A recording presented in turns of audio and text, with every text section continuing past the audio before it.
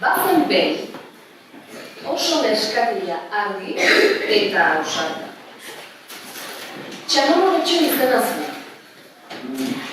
Eta aitarekin bizi zen, herriko enpalatzeko etxe batean. Aitak, lan handia izaten zuen. Erosketa egiten, bazkaria prestatzen, erratza pasatzen, eta Txanomoretxok eskolako patioan jolasean urratzen zituen dantzak josten.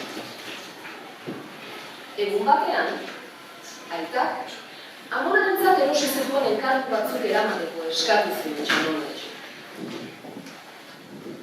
Txanomoretxo, zer eta? Aldezu, enkargu batzuk amonarentzat eramateko? Eta nik eramango dizkio.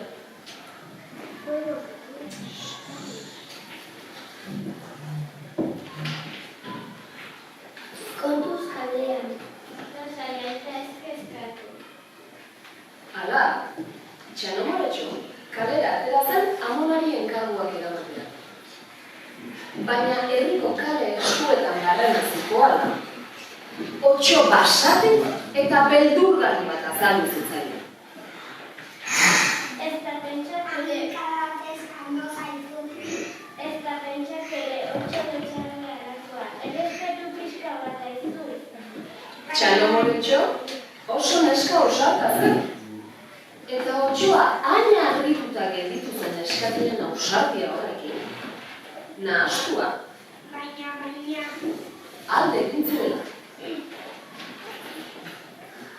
Aitaren gana bueltatu zen orduan Txanomoretxo, aitari gertatutakoa kontatzen. Aitak kristala garbitzen ari zen, Txanomoretxo etxera iritsi zen. Aita, zer Txanomoretxo? Eta kalan txaizto bat azaldu zai. Kontatzen.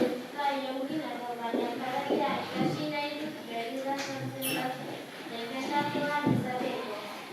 Ideia honela, ulertu zaizu. Eta berehala, telefonoz deitu zion aitak, karate irakasle.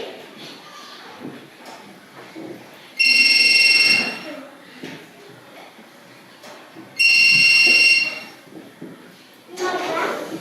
Bai, nire, karate irakaslea. Otxo maiztu baten kalean eraso ninduen.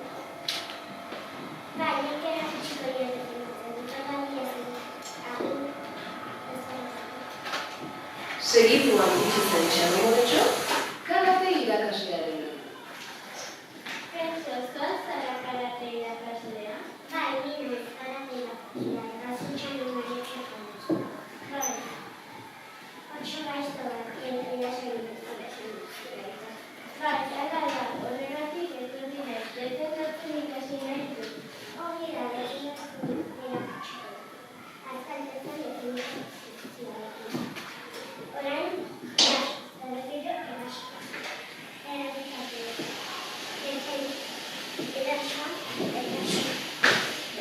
Hainbat aldiz errepikatu ondoren, Txanomoretxo ikasi zuen etxoarengandik defendatzeko behar zuen.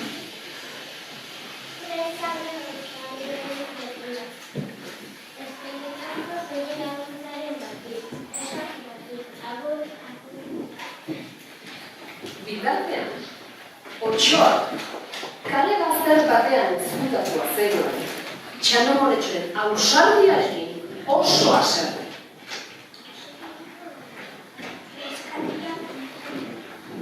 Eta hurrengo batean, gaiztoagoa, basatiagoa eta beldurgarriagoa izan dut erabakizu.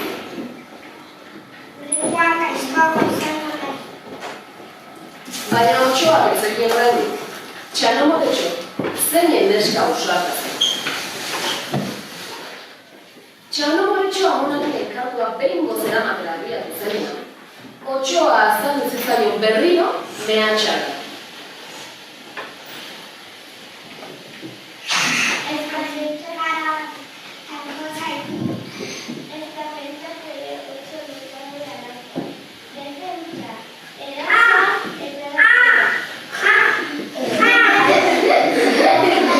Eta otxoa, minez eta beldur Ieskartu.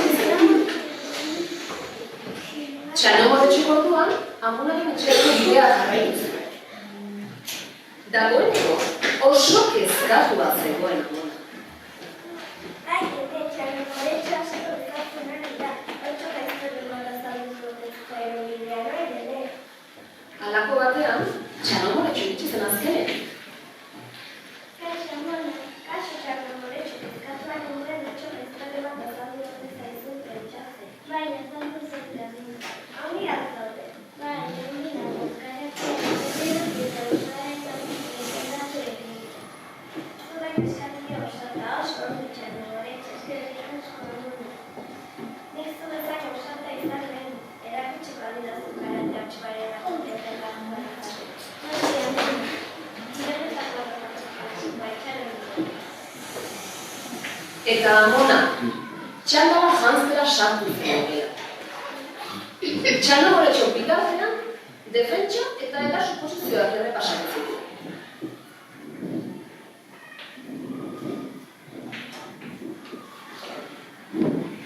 Amona, xartxeak azenez, desiente tardatzen zuen arropak aldatzen. Prest nago. Defentsa posizioarekin, horrela. Orain erasoa. Eta berriro erasoa, hankarekin. Oso ongi amona, defentsa, erasoa eta erasoa. Nik esker txanomoretxo. Erasoa, eta erasoa. Oso ongi amona. Aurrerantzean, txanomoretxo eta amona ez ziren otso gaiztoaren beldur izan. Defendatzen ikasi zuten, eta otxolo txarra behar, errespetua izan baina beste aukerarik, ez zuen izan.